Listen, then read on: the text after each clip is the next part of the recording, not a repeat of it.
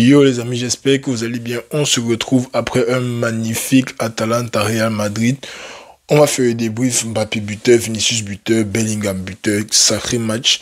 Mais avant bien sûr, n'hésitez pas à liker, vous abonner, faites ce que vous avez à faire là et puis on passe directement au débrief. Bon, le Real qui l'emporte pour la troisième fois en 6 matchs dans cette nouvelle phase de Ligue des Champions.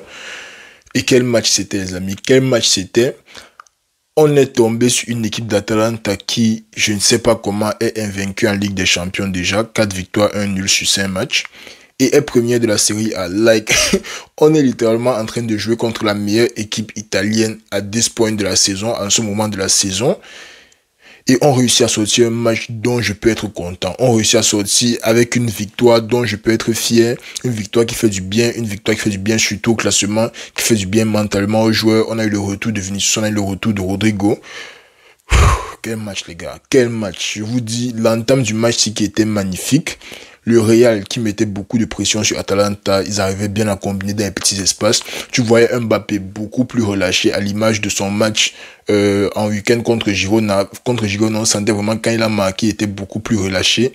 Mbappé qui est plus relâché, il prend un ballon, il fait une talonnade, il fait 2 talonnades. Le gars bouge, tu sens que tout va bien, tu sens que le gars est en train de reprendre la forme petit à petit. Il y a les gestes qui ne trompent pas, les gestes qui te montrent qu'un joueur est en confiance. Et aujourd'hui, Mbappé, sur les 35 minutes qu'il a joué, il nous a sorti pas mal de gestes là. Si j'arrive à dire tout ça de Mbappé sur 35 minutes de jeu, il faut comprendre que les 35 minutes de jeu là, il a quand même show up à un certain niveau. Bon, maintenant, il arrive, passe de Brahim Diaz qui a aussi été magnifique, mais on va parler des performances individuelles après. First touch.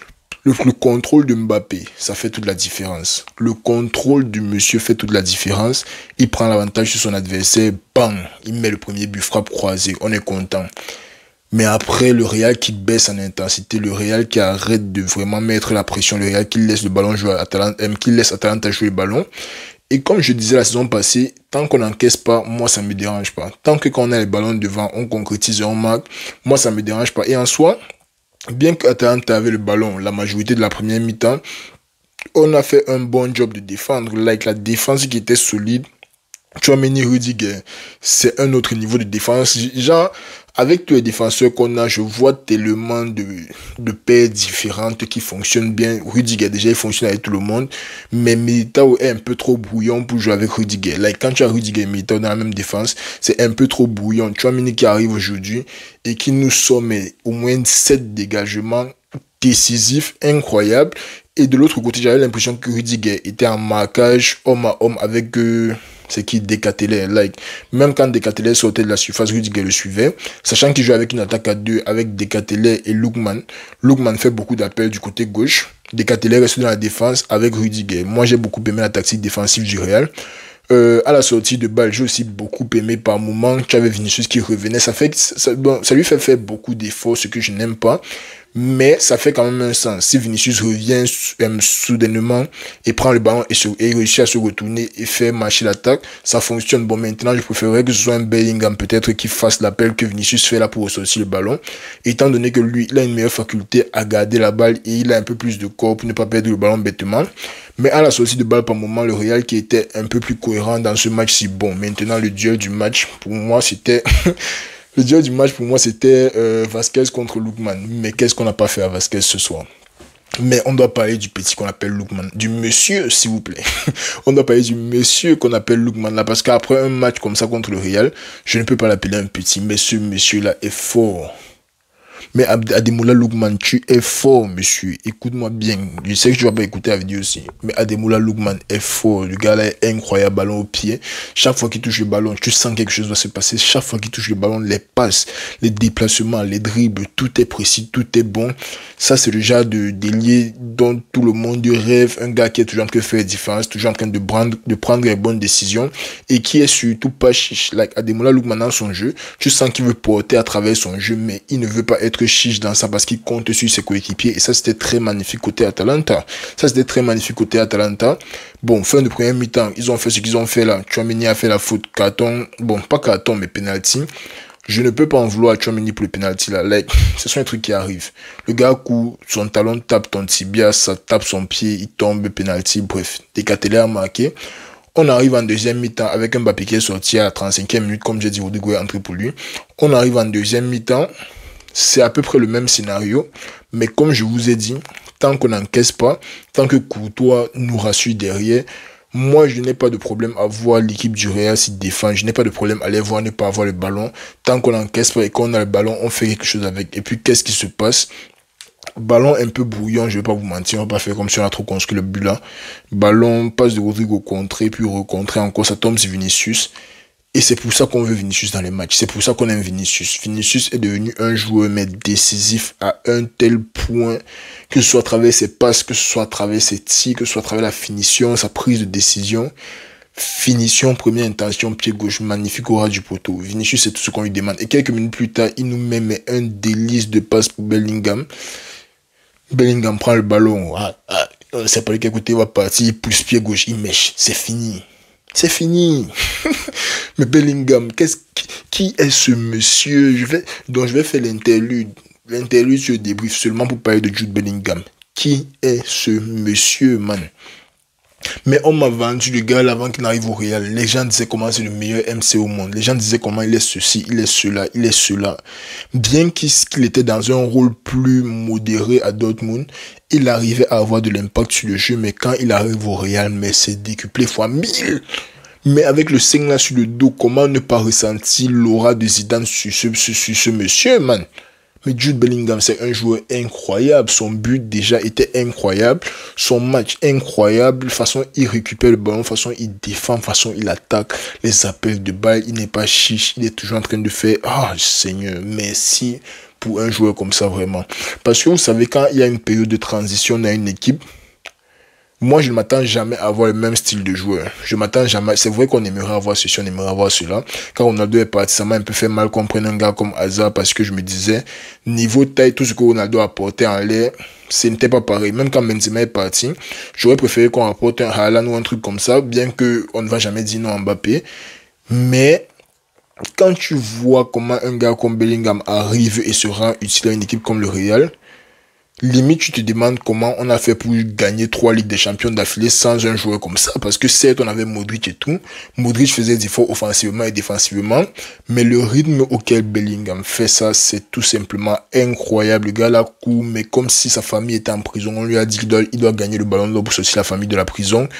Bellingham est incroyable. Le but qu'il marque encore aujourd'hui, pied gauche, ça fait 6 buts en 7 matchs, je crois. Le seul match dans lequel il n'a pas marqué sur le stretch-ci, il n'a pas marqué à Liverpool. Non, c'est le seul match. Le seul match, c'était Liverpool. Oh là là, mais ce monsieur est incroyable. Jude Bellingham, mais c'est une bénédiction du ciel. Et on doit chérir ce gars-là comme si c'était notre propre femme. Donc Bellingham, ça doit devenir la femme du Real. Il doit devenir le Mbappé du PSG là au Real parce que personne ne peut remplacer ce qu'il fait dans un stade de foot. Mais je n'ai pas envie d'imaginer ce qui va se passer quand il va partir. Mais il n'a que 21 ans, il a encore au moins 15 ans même encore sur notre stade parce que moi je ne veux jamais que le monsieur la parte. Mais bon, bref. On continue le match. Rodrigo a une action pour nous mettre à 4-1. Et là, ça devient frustrant. Là, ça devient énervant. L'action de Rodrigo là, tu ne tires pas sur le gardien, monsieur. Tu ne tires pas sur le gardien, Rodrigo. Je suis désolé. Crochet, tu es ouvert devant les goals. Ça, ce sont les trucs que Mbappé nous faisait il y a 2 mois, ou il y a 1 mois, ou il y a 2 semaines même. Tu ne tires pas sur le gardien, monsieur. Ça peut être une affaire de confiance, ça peut être une affaire, je ne sais pas ce que c'est. Mais Rodrigo nous met en sécurité. 4-1, 70e minute. Le match est fini depuis très longtemps. Ça, par contre, ça m'a énervé dans le match. Mis à part toutes les bonnes choses que je viens de citer. L'action de Rodrigo là m'a énervé, mais quand Rodrigo était dans le stade en deuxième mi-temps surtout, tu sentais qu'il y avait un peu plus de compréhension avec les autres joueurs, comparé à Mbappé en tout cas. C'est vrai que ce que Mbappé a fait dans les 32 minutes, bien les 15 minutes qu'on a attaqué, était très intéressant, mais tu sens quand même Vinicius, Rodrigo, Bellingham, tu sens que les gars savent tourner ensemble, tu sens que quand Rodrigo décroche, l'attaque n'est pas esselée, tu sens que les gars savent comment bouger ensemble, les gars savent comment se positionner, ils savent comment jouer les tiki-taka entre eux. Il y a un ballon là où on donne le ballon à Vinicius, la talonnade pour Rodrigo. Là, Rodrigo a senti le coup, seulement qu'il est parti trop tôt, mais seulement à travers les petites bribes comme ça, tu sens que les gars sont habitués à jouer ensemble. Et puis Atalanta qui est revenu marquer un deuxième but de Lookman, le but de Lookman. Mais ce monsieur-là est fort, ce monsieur-là est beaucoup trop fort. Lucas Vazquez, le gars là aura du travail. Là. Lucas Vazquez, pour moi, c'était le pire joueur du Real sur ce match. Et il aura beaucoup de travail dans cette saison. Il aura beaucoup de... Et il va souffrir. Il va souffrir, mais c'est ce qu'il faut. Pour bien jouer, pour qu'on te reconnaisse parmi les tops, il faut que tu souffres. Il faut qu'il y ait les mauvais matchs, il faut qu'il y ait les non-matchs. Mais bon, on s'en sort avec la victoire, c'est le plus important.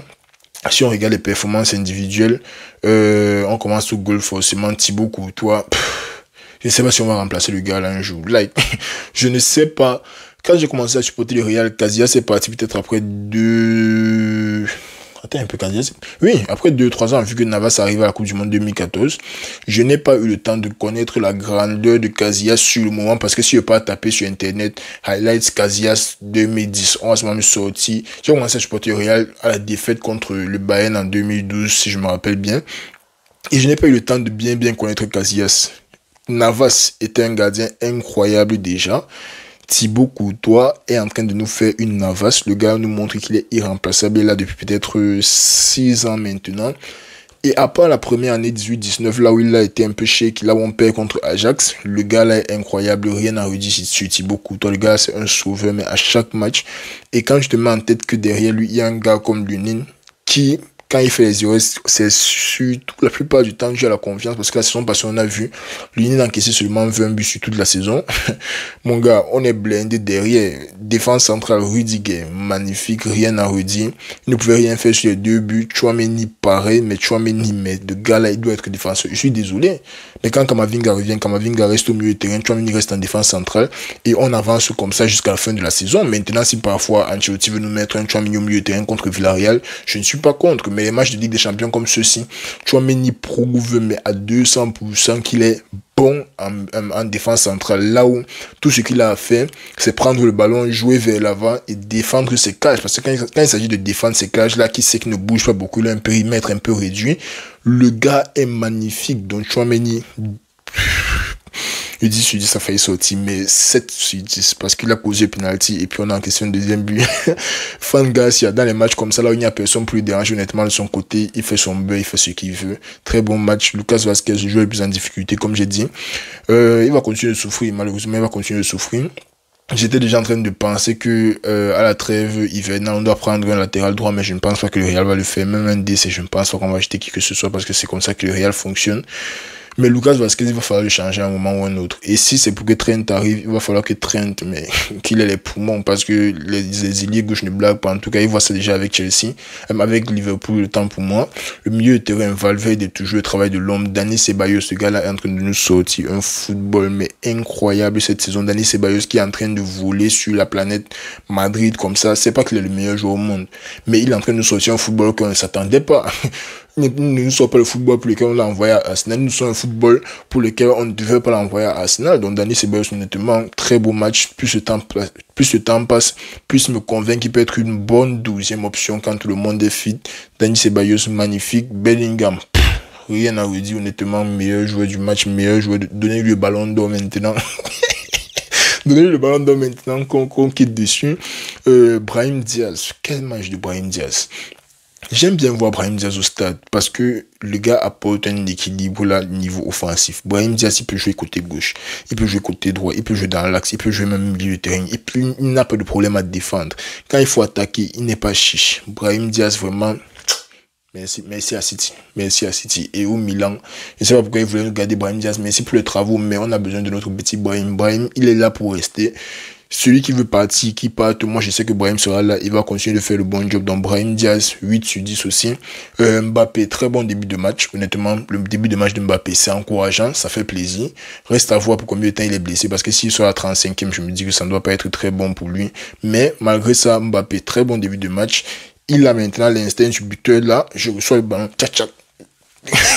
C'est quoi? Je reçois le ballon, tchac, contrôle une fois. Frappe croisée, c'est tout. On n'a pas besoin de 10 touches de balle, on n'a pas besoin d'éliminer les défenseurs, bien éliminer 4 défenseurs, enrouler le ballon deuxième poteau. On veut l'efficacité, c'est ce que Mbappé nous a rapporté aujourd'hui. Et à gauche, Vinicius sortait de blessure. Ça s'est senti par moments, mais honnêtement, Vini est incroyable. Il revient de blessure, il n'est même pas à 60. Le match que j'ai vu aujourd'hui, là, il n'était même pas à 70%. Et il sort toujours de là avec un but, une passe des brefs. Le gars qui s'en sort bien. Ah oui, j'ai oublié Rodrigo. Rodrigo, un peu en dessous. Like, s'il avait commencé le match, il allait être au même niveau que Vasquez. Mais dans le jeu, quand même, tu vois de bonnes choses. Seulement que tu sens qu'il n'est pas encore dans le tempo de l'équipe. J'espère qu'il va pouvoir prendre le tempo. J'espère qu'il va pouvoir prendre le rythme. Surtout que si Mbappé est blessé, ça lui laisse une place ouverte.